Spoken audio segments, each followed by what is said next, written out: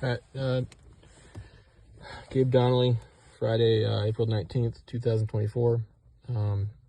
Just making one more video here. Yeah, on this phone, kind of chronicle the surveillance issues here. The camera, these cameras are here. It's crazy. This camera, and then same thing with that one over there. It's kind of well chronicled. Some issues up here. But really the main thing is right now, worrying about whatever the hell's going on in the back. The trunk, Wednesday, April 10th, I was at a doctor's appointment, or my Suboxone appointment. So the car was unattended for 30 minutes. And then later that day,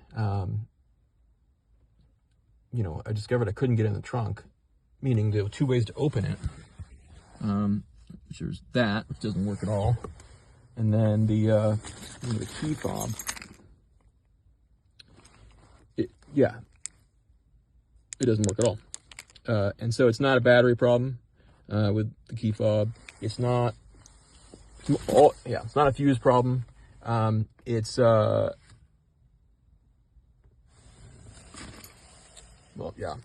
Also wanted to say on the key fob here on this manual key, you would think that you'd be able to open it manually, right? But interestingly, there's a, first off, no, there's not a slot, in the back for a key there. But one thing that changed, I noticed on the same day, is the camera here. So they changed it, like not basically, there was only one setting for like a year and a half on the camera when I backed it up. In fact, there wasn't any of these things down here at all. And then recently, just whatever that was 9 days ago, now there's these different angles on it. So it's definitely a different camera, I have to say.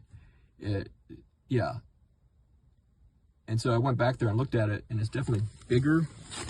Let's go back there and take a look at it. Oops. Got all.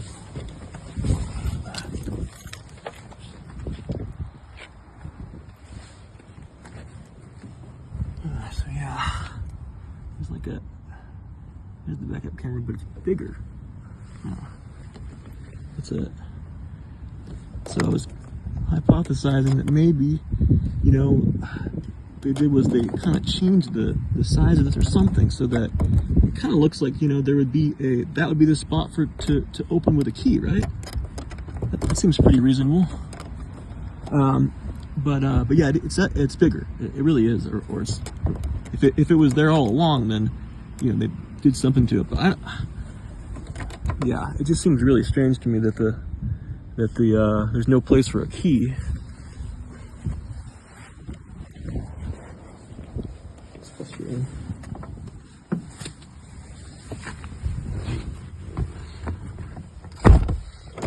So yeah, that's a good little illustration of that.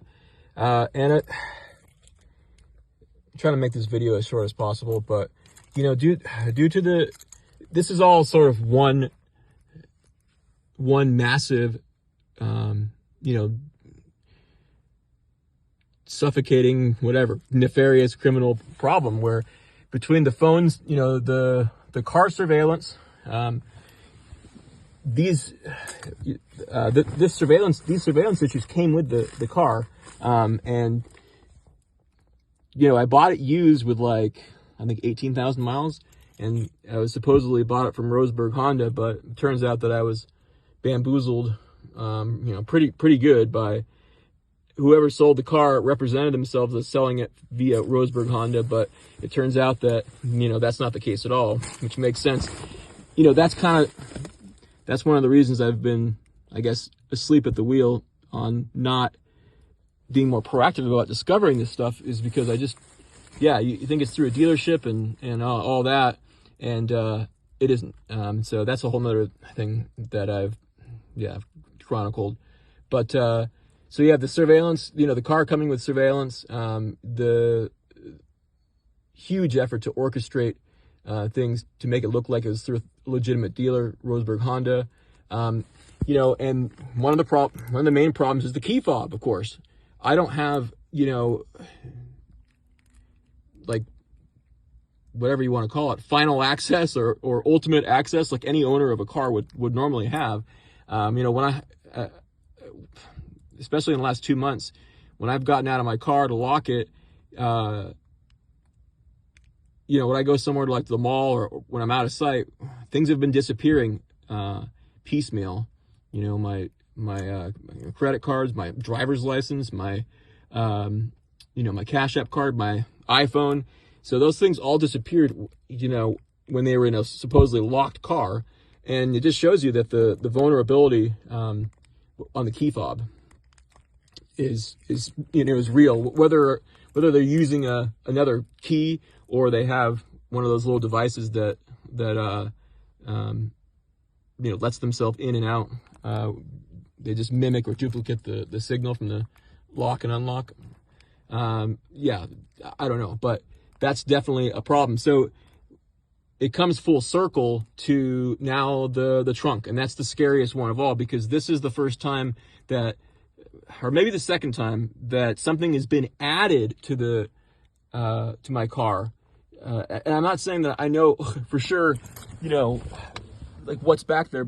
One thing I can hear for sure is there's some sort of, you know, electronic equipment there that I can hear now. And so there's a number of possibilities. But, you know, basically when I turn the phone on or do something on either phone,